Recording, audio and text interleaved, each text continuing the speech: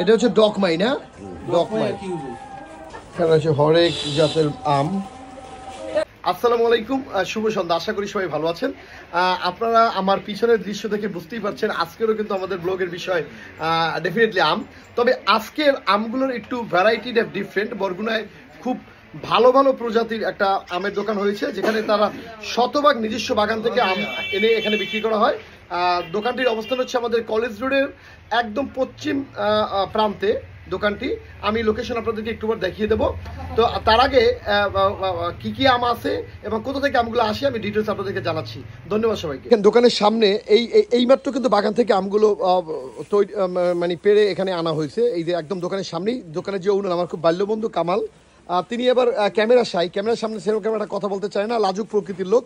আচ্ছা ডাদার ম্যাটার, কিন্তু আমরা দেখেন এই আমের সাইজটা, এটা কি আম? তো কিউজাই, কি বিশাল বড়। আর এই হাতে এটা কিউজাই আম না? আচ্ছা আমি দোকানের লোকেশনে দেখেন, এই দেখেন আমাদের যে কলেজ রোডের একদম পশ্চিম প্রান্তে, এই যে পশ্চিম প্রান্তে দোকানের কিন্তু কোনো নাম নেই, কিন্তু এখানে এলেই আপনারা পাবেন এই যে 3 রাস্তার যে মোড়, যে শাপলা চত্বর বলা হয়, শাপলা চত্বরের পাশেই। তো এই দোকানে আসলে কি কি আম আছে আপনাদেরকে আমি একটু দেখানোর চেষ্টা করি। আচ্ছা কামাল, ওর বক্তব্য নেবো?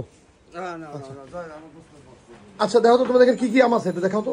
আসসালামু আলাইকুম। ওয়ালাইকুম আসসালাম। কি কি আম আছে এটা বলো। এটা কি আম? আপনার কিউজাই আম। এটা বিশাল বড়। হ্যাঁ কিউজাই।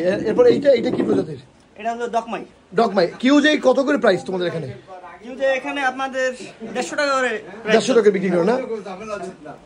আর এই ডকমাই? ডকমাইও 150 টাকা। 150 টাকা পিস। এরপর আর কি কি আম আছে তোমার, এটা দেখাও তো ভাই একটু। ওইটা কি আম? ওই কর্নারে ওইটা কি? মুর্শিদি ল্যাংড়া। ওই মুর্শিদি ল্যাংড়া না? এটা হচ্ছে আপনার মুর্শিদি ল্যাংড়া।